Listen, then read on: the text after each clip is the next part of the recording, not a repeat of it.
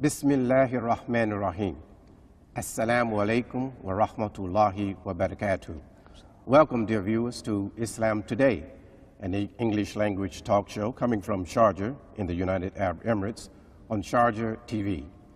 We have on our show today Brother Raheem McCarthy. And Brother Abdulrahman, welcome and assalamu alaikum wa rahmatullah.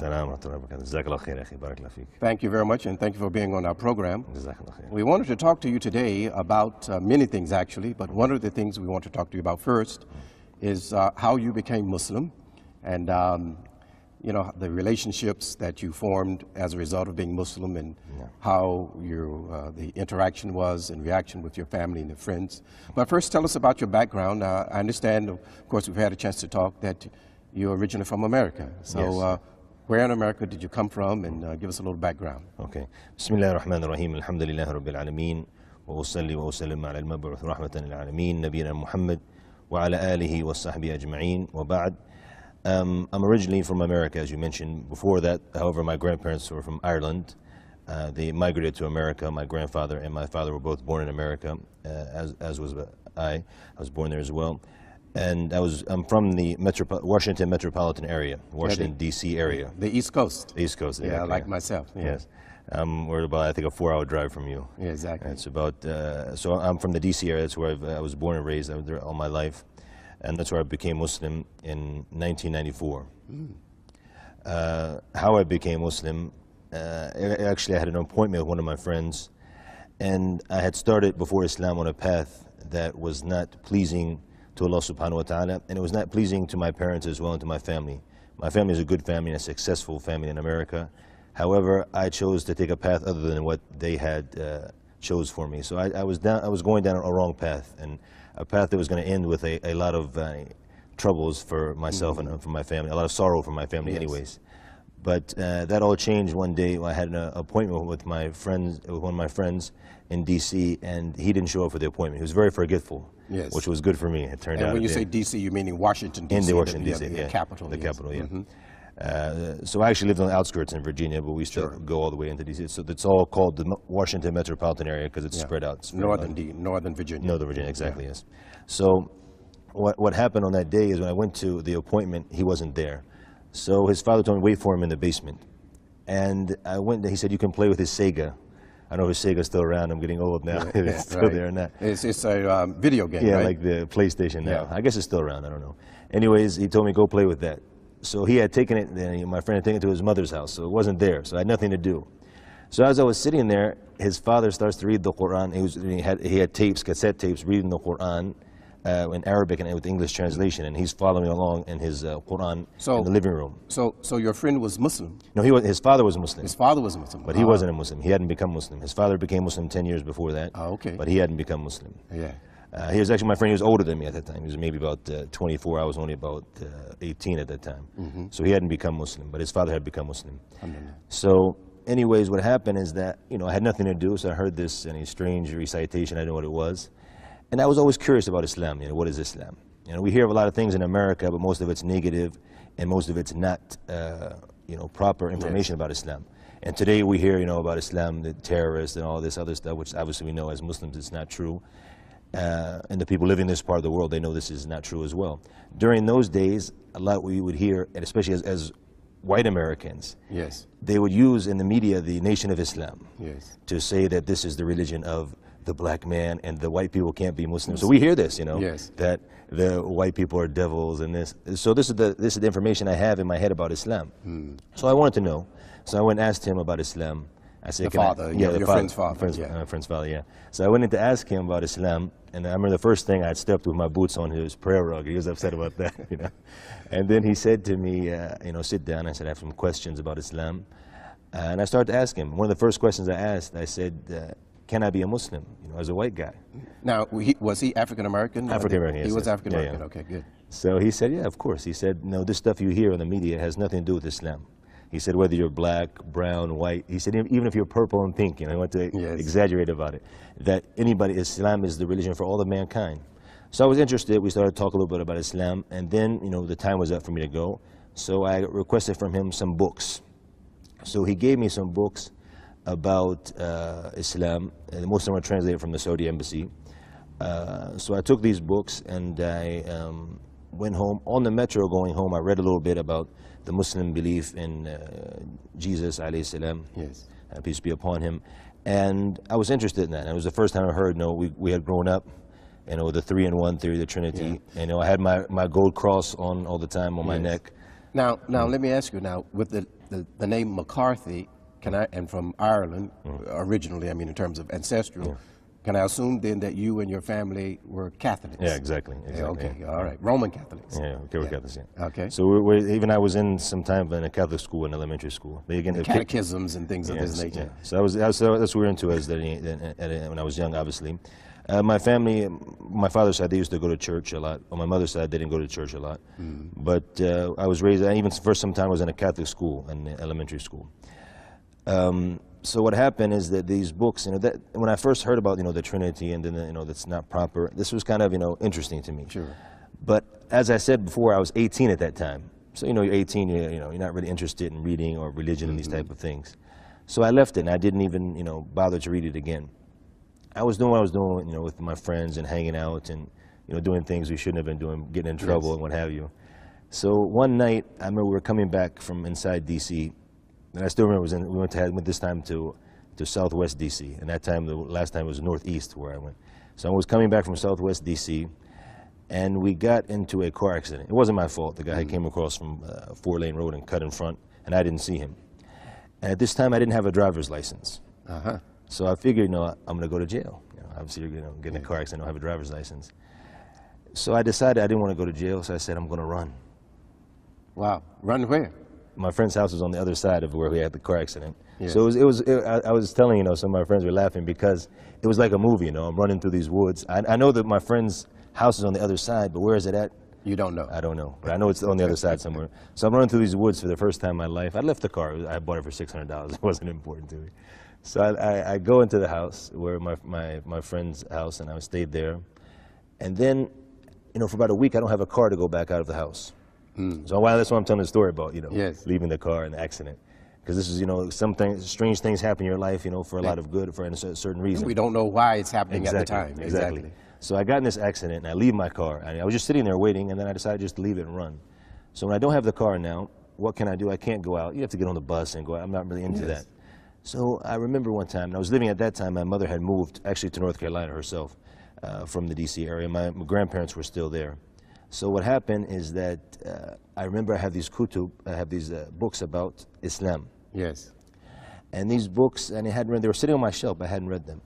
And my grandparents, they're from Virginia as well, originally, but they're from the country in Virginia. Yes. And they're moving to the city later, but they're originally from the country. So they're really set in their ways, no cable TV, nothing modern, really a boring house for an 18-year-old teenager. So I had nothing to do in the house. So I remember these books, And I said, okay, let's go read. Why not? And I used to like to read. I'm not saying I didn't read at all. I used to like to read. And that's what I say often to my students now when I teach, that I'm surprised at the level of the reading. A lot of them are not good readers. Not just here in this part of the world. Even if you go back to America now, the level of reading, unfortunately, is very bad with the youth now. They're not good readers. And even though we used to be involved in a lot of mischief, we were actually good in reading, and I would read. So I went and I took a book called Islam, the Religion of Truth. Yes. Yeah. Yes, I know this book. Yeah. And I started to read it. And I really liked the book, and really just, I got attached to it. I read the whole book. This was on Thursday night. I read the whole book in an entire sitting. And I decided immediately after this book that I wanted to become Muslim. I said, this is the way. This is what I've been looking for. Alhamdulillah.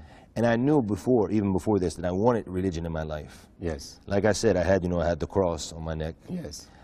Before I was a Muslim, obviously. And then at that time, also I used to try to read the Bible, even though I found it boring, I couldn't read it. But I knew I had this inclination, this desire. Yeah, desire to be religious. Yes. And when I read that, I said, no, this is the way. This is what I want.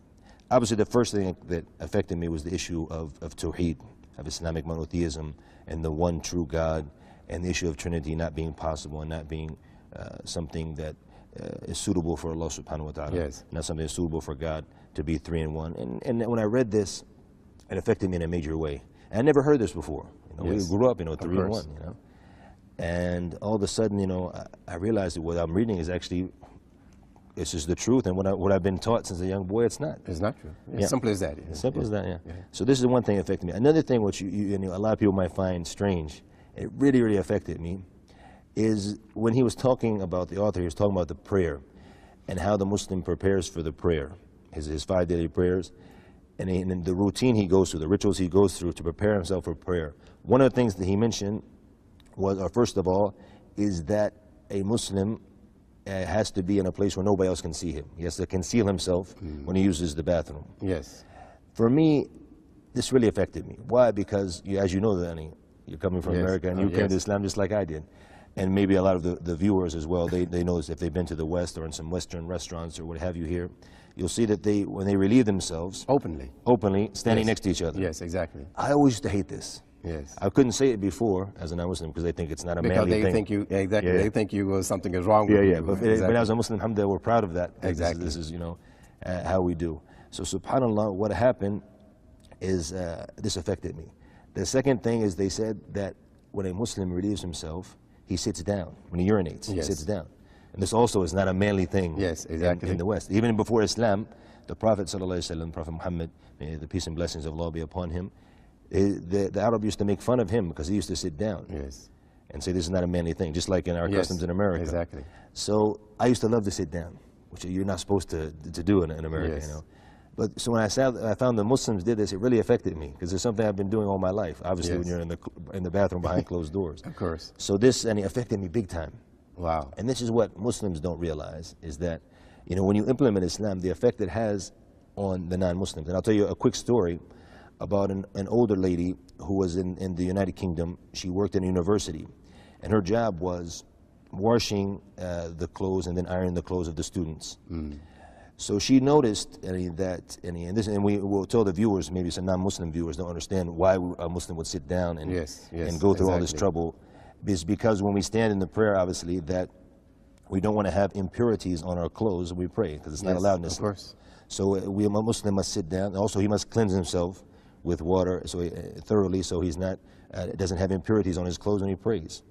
So there was a Muslim student in this university who implemented this. He would sit down and he would clean himself with water thoroughly. So when his clothes would come in, there would be no stains on his undergarments, on his underwear.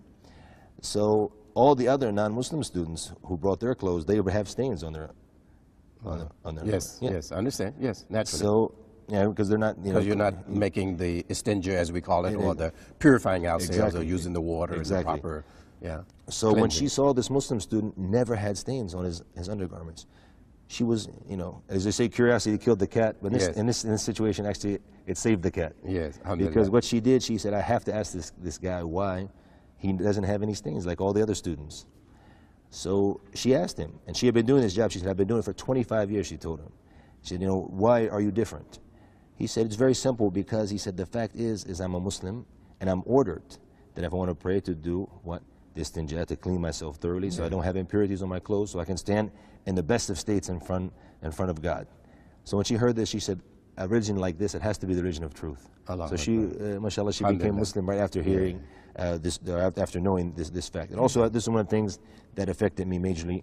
So I decided the next day, I decided I wanted to become Muslim. So I called my friend's father that day, or early in the morning actually, and I said, I want to become Muslim, what do I do? He said, after Maghrib, you come to me, and, before Maghrib, and he was like an hour before Maghrib. He said, catch the metro and come to D.C., and we'll go to the Islamic Center in Washington, D.C. Yes. I don't know if you've been there before. Yes, I've been to it several times. With all the flags. Yes, exactly. Near the Embassy Row, where we call it. Exactly. So I went there, and Maghrib, I prayed Maghrib. I wasn't a Muslim at the time. I prayed Maghrib with the Muslims. I was just, imitating what they're doing. Just following them. Yes, exactly. So after that, he said, no, we have a brother who wants to become Muslim. So I got up in front of the masjid, in front of the brothers, and I made my shahada, and I became Muslim. And that was in January, the beginning of January 1994. Wow. Fantastic. So, okay, so now, well, this is a fantastic story, actually, and you and I have talked before, but I haven't never asked you this, about how you came to Islam. And it's amazing, because it's amazing the kinds of stories that people have in terms of what has drawn them to Islam. And it just shows the way of Allah. You can use the simplest of things you know, or either the most curious of things to attract one's attention, like the lady who's in the laundry, or like yourself, who has an accident and is caught having to stay at home and now forced to read a book, you know, about Islam. Alhamdulillah. Okay, so you accept Islam, and so talk to us about now what happened next, and particularly with the family, because a lot of new Muslims, you know, have some varying kinds of reactions from their family and their friends. What was the reaction of your family and friends once you announced that you're now Muslim? Okay, so we have the family, we have the friends. We'll start first of all with the family. What happened, Allah subhanahu wa ta'ala blessed me with some very good brothers during that time who are, you know, serious about practicing Islam. And right after I became Muslim, they asked me, where are you living? I said, I'm living, you know, in this area. Place, yes. And they said, you know, mashallah, we have a masjid right there. And actually, the masjid from my grandparents' house where I was living in that time, it was, you know, we did it with the car. It was 2.7 miles from my house. So I used to walk there for Fajr and the other prayers, and after I started, 2.7 miles. 2.7 miles. Okay. You know, back in the days before we got a little older, you know. you were healthy. I was in basketball. I was playing basketball. I was in good shape during those days. So at that time, 2.7 miles was the closest masjid.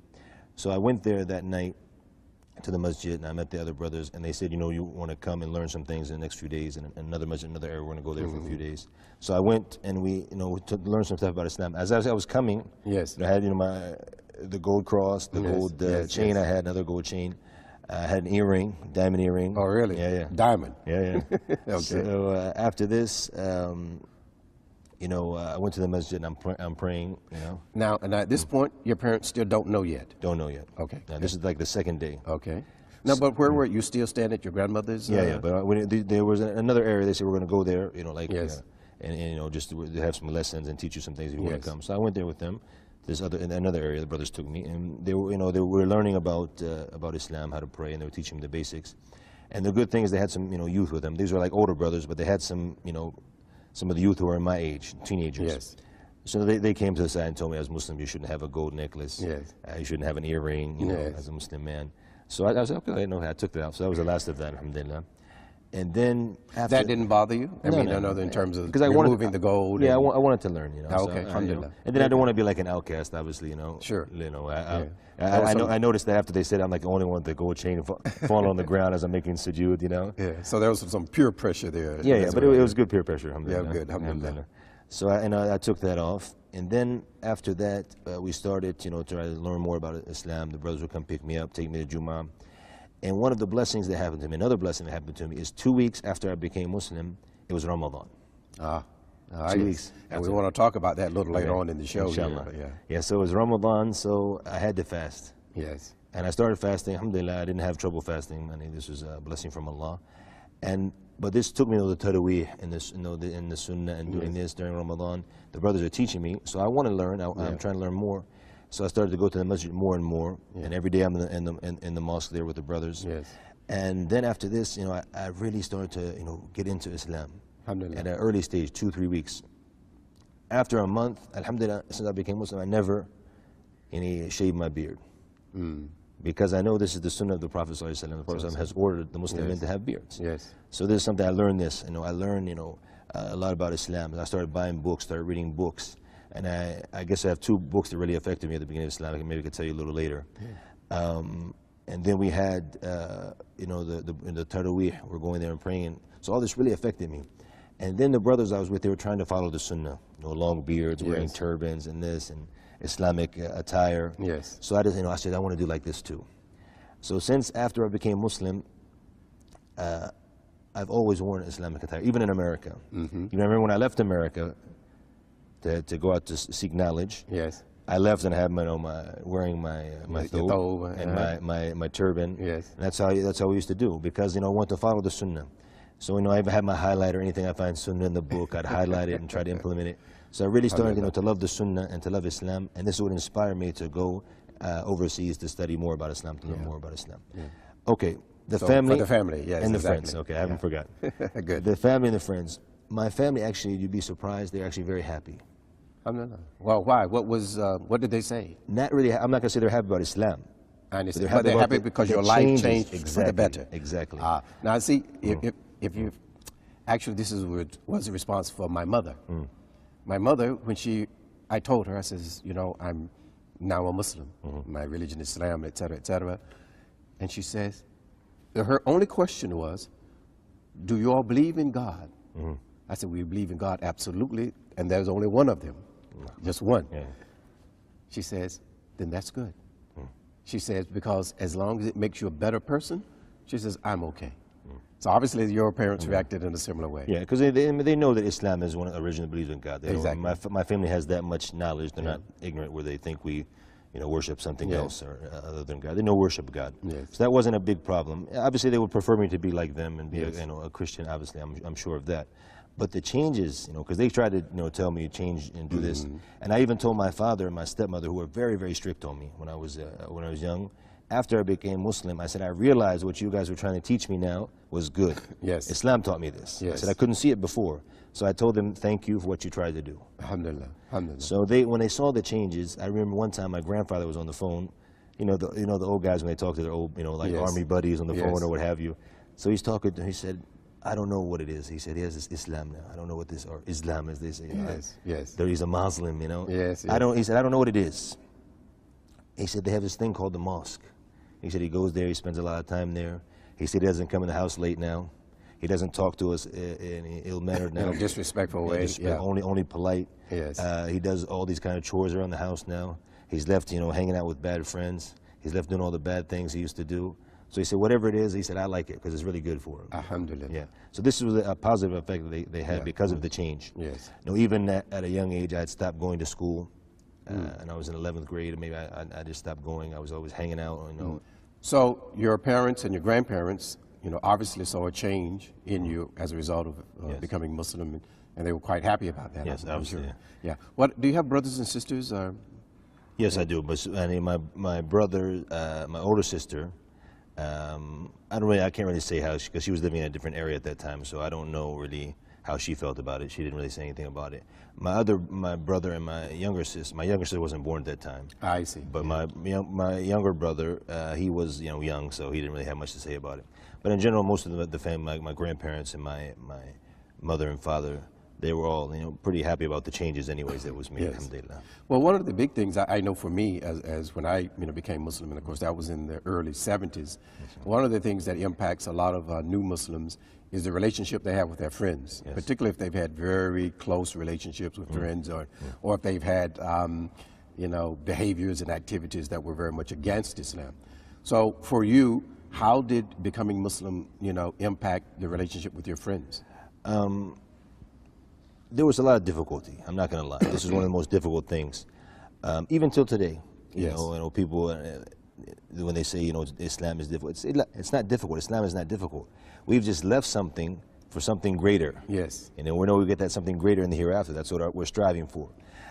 So it wasn't easy. The change, it wasn't easy. And I used to describe it to some of my friends as, you know, I used to literally get sick into my stomach because I wanted to go out so bad to hang out with my friends. I would really, you know, feel this sickness in my stomach, and I just, you know, because in America you just open the door and it's right there. So, you know, it was really difficult. My friends would call me. You know, we didn't have the mobiles and that. It was the pager days in those days, you know.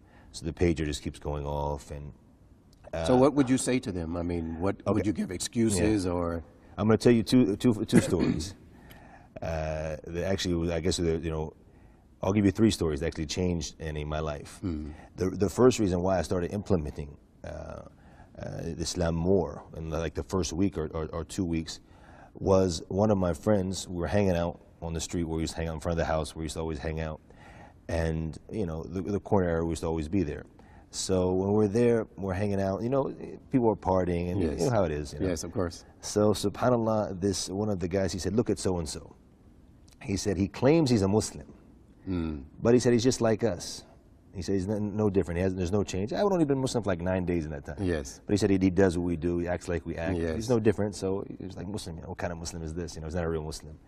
So I said this statement was like a lightning bolt to my heart. It really, really affected me. So I went back at home. I started to think, why did you become Muslim? Didn't you become Muslim to become closer to God and to learn more about His religion? You need to, make some sacrifices, and to change your life. To change your life, yeah. Yes. So it's one of the reasons, or the main reason. So that's why I have to make some sacrifices to do that. Yes. And that's when I started getting this sickness in my stomach and feeling that I really wanted to go out. So, and the funny thing is the street where that was said, it was actually the street where I was born. Wow. And it was the street where I got into a lot of trouble in before I became Muslim. And then that statement on the same street is what changed my life. And I thought about that about a year ago when I was talking to one of my friends about, the things before Islam. And I remembered that. It was really strange, It's all on that same street, subhanAllah. So what happened after this, one of the things that changed me as well with the friends, when you have, obviously, before Islam, you have male friends and female friends. Yes.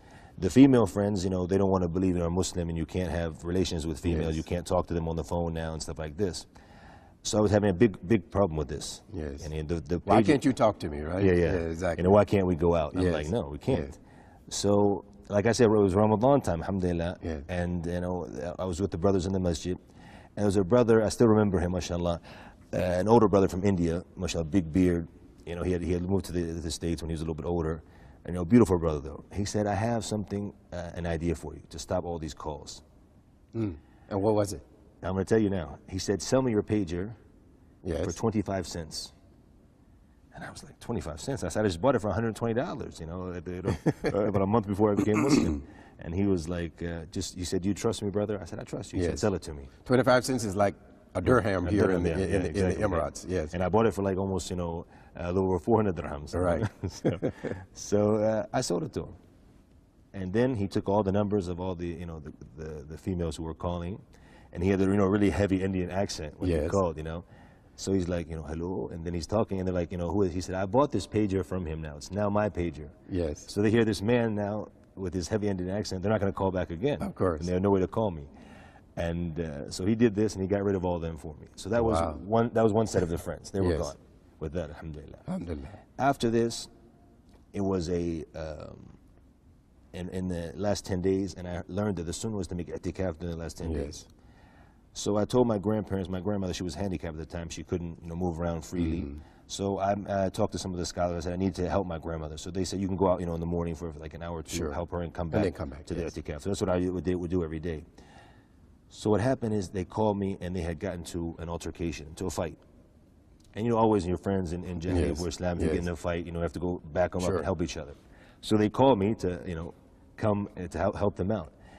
And I said, no, I'm in a religious thing, we call it i'tikaf. And I explained to them what i'tikaf was. We're in isolation now, we don't leave the mosque for the 10 days. And they were like, wow, man. They said, you're really serious about this Islam, aren't you?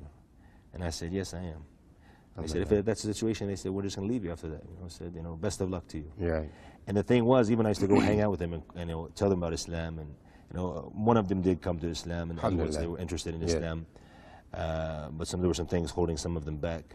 They said, we thought you would either be dead or to be in jail in a few years, one of the two. So since you're a Muslim, they said, it's good for you. They were happy for me. Alhamdulillah. Even though many of them did not come themselves. But they saw the benefit in it. Big time. Because like I said, I was, even though they weren't good, I was the worst of them. I was the worst. Wow. I was the wild one. So they were really, they said, that's good for you. They said, we don't want to see you in jail. We don't want to see you dead. So at least this is good. Alhamdulillah. So they saw those are good friends, actually. Yeah. And actually, it's true. Yeah. So we had a very tight relationship. There was about 6 of us, 7 of us. So they were all, happy about that. So, anyways, they left me after that, and they let me be after that. So this was a big change.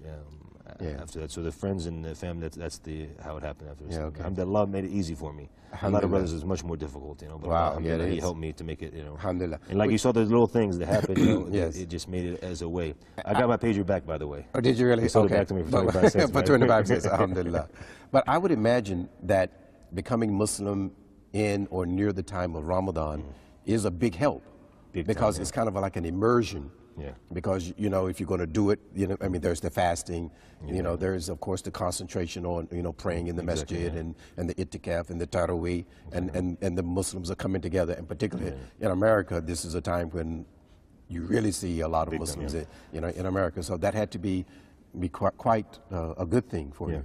Even something that's interesting, a lot of Muslims in this part of the world, they don't know it. And I still feel it. I only spent one Ramadan after I became Muslim before I went out to seek knowledge. Yes. But I still remember that Ramadan. Yes. The Ramadans in the West, especially in America, They're much different than they are in the I Muslim think world. they're nicer. I'm going to be. I think they're nicer as well. And even some of all my friends from America, they really miss Ramadan in America. I miss it as well. Yeah, because it just has a different flavor. I guess you say different style. Very nice. Very it nice. does indeed. Okay, we might, inshallah, maybe we'll get a chance to come back to that. Now, all right. So you've become Muslim, alhamdulillah. So now you make a move to learn more about Islam, and you go and end up into Saudi Arabia. So what made you but you left specifically to learn more about Islam, is that it? Exactly. Yeah. So tell us about that experience, and obviously I assume you taught in, you learned or were in school in Medina? Yes, but before I got to Medina, there's a trip before I got there. I went to Sudan first of all. Oh, okay. And what happened is that, like I said, I was 18 years old, and like most Americans, we don't have a lot of knowledge of what's going on around the world. Around the world, this is true. And I'll tell you a funny story about that. My friend from Sudan, he told me that when he would meet people, he would tell them, I'm from Sudan. He said, to the west of Saudi Arabia, to the south of Egypt. Of Egypt, yes. Because they didn't know where Sudan was. Yes. So he told one, and he said he was in a library in his university we were studying, and he told the clerk there working in the library, and she said, no, she said, I'm not from America, I'm European. She said, I know where Sudan is. Wow, fantastic. So Americans, for us, the world is 50 states. That's it. You might even know the 50 states. And we don't even know all of them. Exactly. But this is the world. That's the world for most Americans. We don't know what's going on in Canada, we don't know what's going on in South and Mexico. This is quite true. Yeah, so this is what I became Muslim, and I don't know anything what's going on in the world. Yes. But like I told you, I found love for the Sunnah, and I wanted to learn more. Well, why Sudan? Okay, I'm coming to that. So I wanted to go out to seek knowledge. My friends at that time in the mosque were mostly originally from Pakistan and from India. Yes. So they, the only advice they could give me was to go to where they knew, which was in Pakistan or India. But I sat back and thought about it, to learn Islam through a language other than the language of the Quran and Sunnah, being Arabic. It's not something I want to do. Particularly if you're going to leave your home to do so. Yeah. You may as well go to an Arabic-speaking country. So I said, no, that's what I said, that will help me out greatly. I'll go to an Arabic-speaking country, and I'll learn, I said, if I'm blessed to learn one language, is enough. And I want to learn, to be blessed to learn, is the Arabic language, obviously, so I can understand the Quran and the Sunnah. So I didn't know where to go. I mean, obviously I heard of Saudi Arabia, but maybe it's difficult to get there, different reasons, what have you. I was looking for maybe another country that would be easier to go to. And what happened is I was in Baltimore, and the imam there in the masjid at that time, he was later imam in Virginia as well, he came to the mosque and he was wearing his Sudanese attire, the big, the jalabiyah and the turban and what have you. And I asked him, I saw him, I said, okay, I'll go to Sudan. I don't know anything about Sudan. Never even heard of the place, and so I became Muslim, So I said, I'll go to Sudan. I'm thinking it's like any other country in the world, regular, Yes. I didn't know, it's it's much more advanced now in these days, but at that time I went there before, it wasn't. So what I said, I want to go to Sudan. And he gave me some, recommendations. I got on the plane with these recommendations. Didn't have any. There's no phones there at that time. Very limited amount of phones around the Khartoum at that time. Yes. So I said, no way I'd do it today, without, making sure somebody's going to be there at the airport. And you went alone? I went alone. I had my papers, recommendations. He gave me some to the university there and what have you.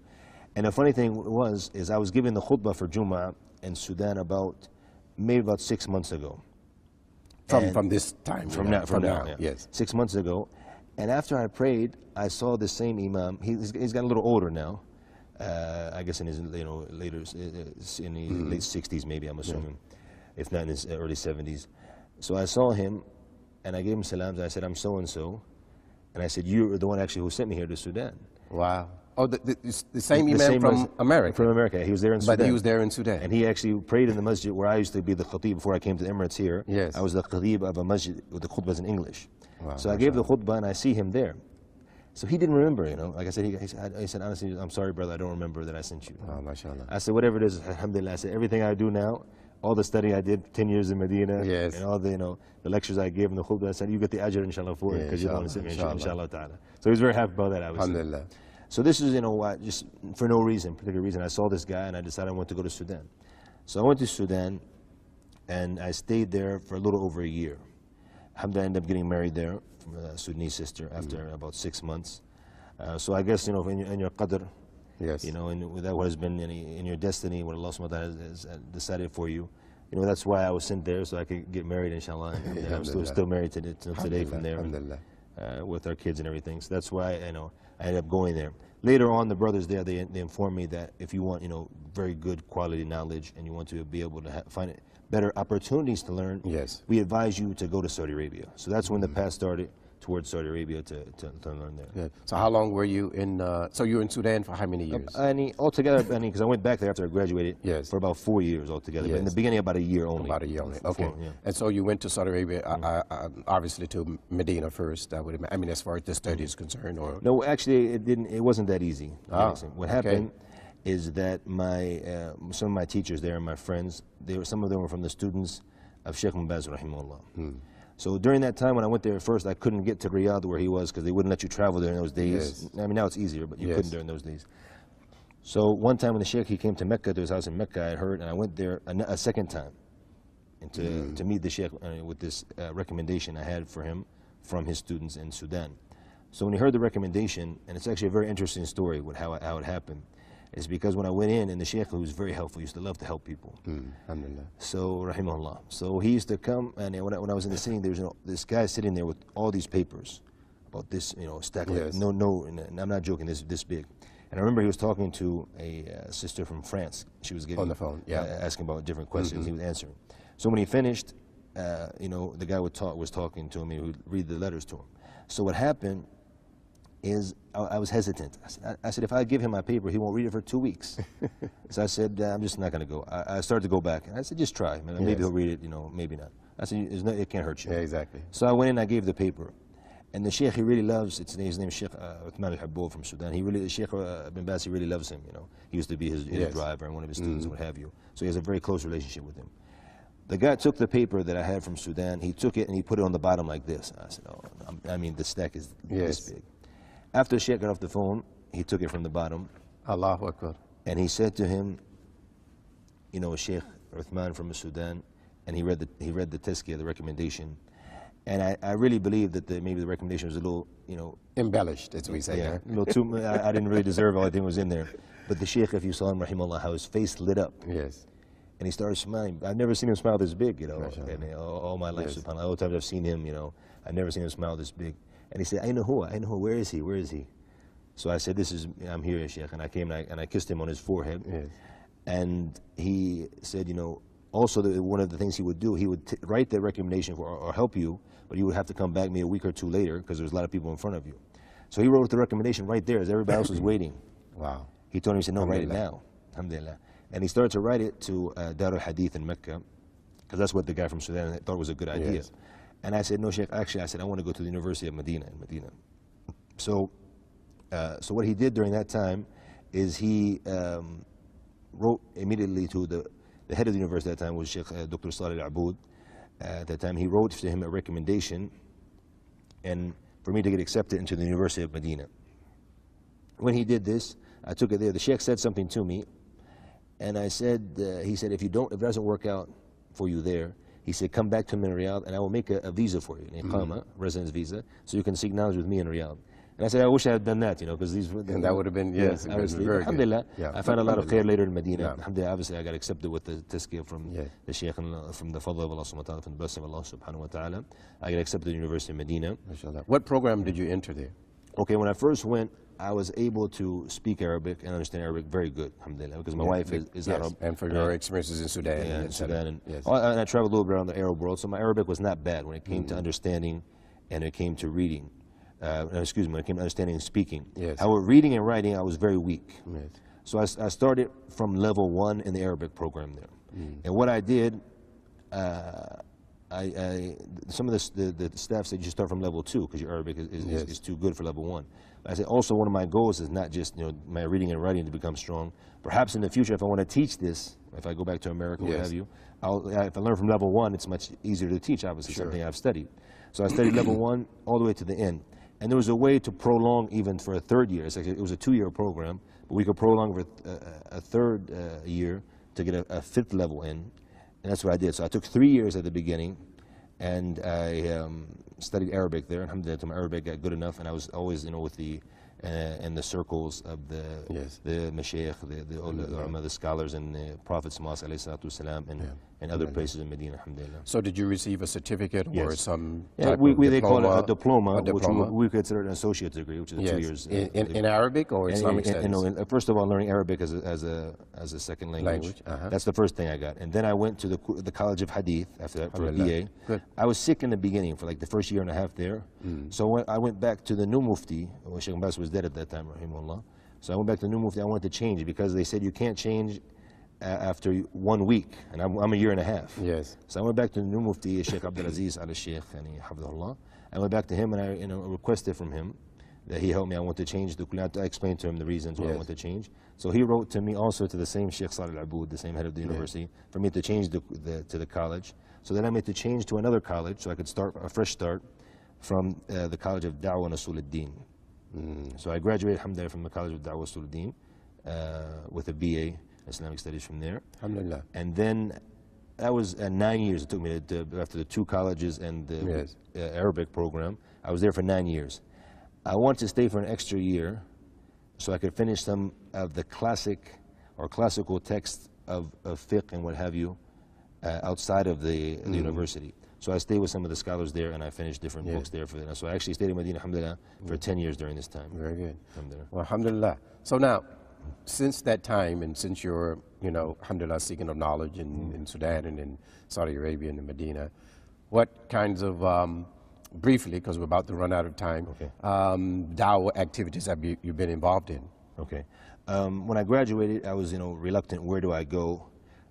Back to America or to Sudan?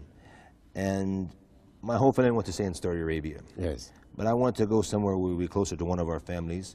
So we decided, that America might be difficult because, when it comes to raising children there, even though da'wah-wise, being between a place where I'm from, and helping the Muslims there, I'd be much more effective, obviously. I know this. Yes. But my children, they don't speak English, by the way. They speak only Arabic because they took the mother's language. We're trying with English now, but their main tongue is Arabic. It's easier in this part of the world, alhamdulillah, to raise the children. So we decided to go to Sudan. When I was in Sudan, I started teaching there in a school, Islamic Studies in English, and also Islamic Studies in Arabic and another school. So I taught in 2 schools there, and I was giving a lot of lectures in Arabic, in both Arabic and both English. Right. And also I was giving the khutbah of Jum'ah. I have television shows there on some Sudanese TV stations. Very good. All right, and then we're for sure about out of time now. My producer is telling me. But right now, while you're in the Emirates, you're also teaching Islamic studies and Arabic in one of the schools here, I take it? Okay, I decided to make a change. I wanted it to be easier for my family to come from the U.S. It's easier for them to come here to the UAE. So what I did, I decided to take a job here. I had an offer to teach Islamic studies in English. I'm also teaching some classes in Arabic and at a school here in Dubai. So I've been here now for about 4 months doing that, teaching Islamic studies and English at the school. Alhamdulillah. Brother, thank you very much. It's been a fantastic story and a very fascinating story. May Allah reward you and strengthen you in your life and in your future. Alhamdulillah, inshallah.